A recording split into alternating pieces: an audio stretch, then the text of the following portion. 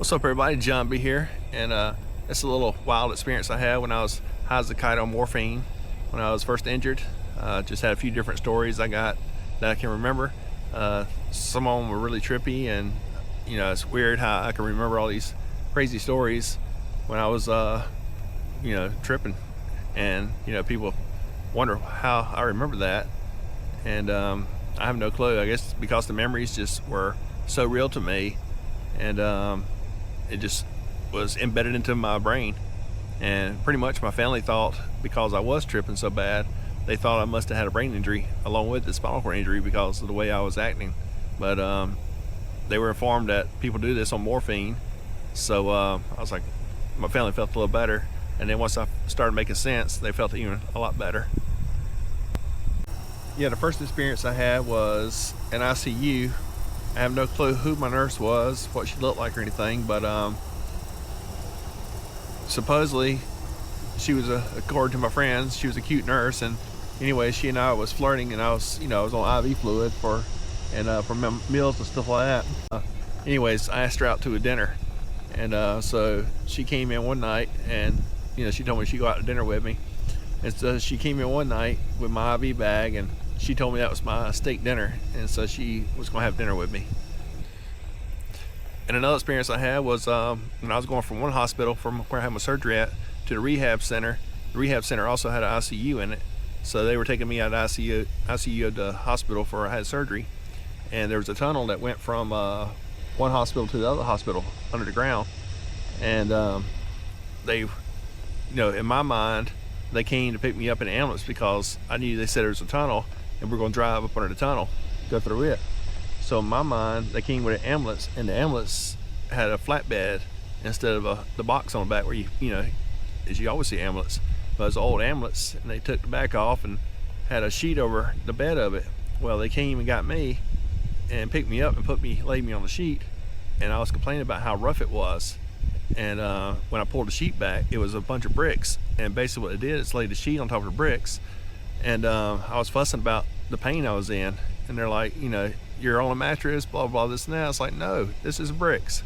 So finally, they started taking me from one hospital to the other, and we're going down this tunnel, and in my mind, the tunnel turns into an old kitchen with stainless steel appliances, stuff like an old restaurant kitchen. And it had cobwebs everywhere and the grease from the kitchen, and so the ambulance ended up getting stuck in the grease, and we were spinning and sliding everywhere. And my back was already hurting. I'm laying on bricks, and now we're going through this tunnel. It's dark and water's dripping out of the ceiling, and so I was freaking out about that. Well, then we stopped because this little girl, she's probably like 7 or 8 years old, she needed a ride. So the ambulance driver stopped, and she jumped up on back, and she was sitting above my head. Well, as we start going again, we're still in a little kitchen area and just spinning out trying to get out of the grease. As we start going, the little girl goes, I have to pee, and they're like, we'll be there soon. And but the little girl couldn't hold it, so the next thing I know, I'm getting peed on. And so I start yelling, and I can't remember which family member was with me, but they're saying, John, you're not getting peed on, there's nobody with us, blah blah, this and that. And I was like, she's peeing on me, now I'm soaking wet, my back's hurting, and I can't move, I can't get up. And so we finally, I'm sitting here feeling like I'm soaking wet, and we finally get to the hospital, and they clean me up and stuff like that because I've told them I was soaking wet. So in my mind, they're wiping me down, cleaning me up, getting the pee off of me and stuff like that. And it was just a weird trip. And my family members like, John, nobody's with us, it's just us, and you'll be all right. But in my mind, it was all different. And another experience I had was once I got to the hospital, my part of the hospital, I was in another ICU for the therapy center, and I was not even sure how the room was laid out, but in my mind it was like a regular hospital room. I had the window looking out, the air conditioning vent above me, and the door. Well, in my mind, there were people across from me, and they were trying to kill me. And so when my family would leave out of the room, they would come in and try to put the pillow over my head or hold my nose and mouth and stuff like that, and they would whisper in my ear that they were going to kill me. And so I didn't ever want my family to leave my side. And I kept telling them, I was like, people are trying to kill me. They go, John, there's nobody in the room with you. And I was like, they're trying to kill me. You can't tell me that. So they're like, look, the windows won't open. The doors are shut and there's no way for them to get in.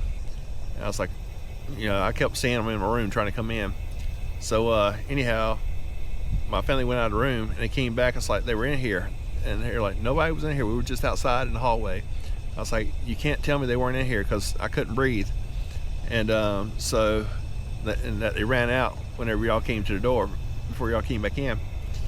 And so anyhow, they went outside again. They go, we're just gonna be right outside the door. Well, in my mind, the people that were trying to kill me their bodies turned into liquid, and they came out of the air conditioner van in the ceiling and was dripping on the floor. And when they hit the floor, their bodies would turn back into a solid body. And so my family didn't know they were in there. And when my family decided to come back into the door, they would turn back into a liquid and go up under the door, into the crack of the door at the bottom of the door. And so I was tripping on that, thinking that they were liquid bodies everywhere. And my family's like, John, it's not true, it's not true. I was like, I know they're in here with me. And they're like, no, John, nothing's happening. And so I was just, tripping out on that. And so I didn't want anybody to ever leave the room, because I wanted them to be in there with me the whole time. And but yeah, they kept trying to tell me that there's nobody in there, nobody can come in there except for the nurse, and people visiting me and stuff like that. But in my head, there was somebody across from me in the room that was coming over and trying to kill me all the time. So yeah, that kind of freaked me out. Another little trip I had was it was raining one day, and I was still on the morphine pretty much, but my room had a window view, and the rain was hitting the window and I could see out my window. But in my mind, outside the window was like some oak trees, big tall oak trees, and like a 4 or 5 story old brick building, historical district and stuff like that. But little town area. But in my mind, the top floor was a motorcycle dealership.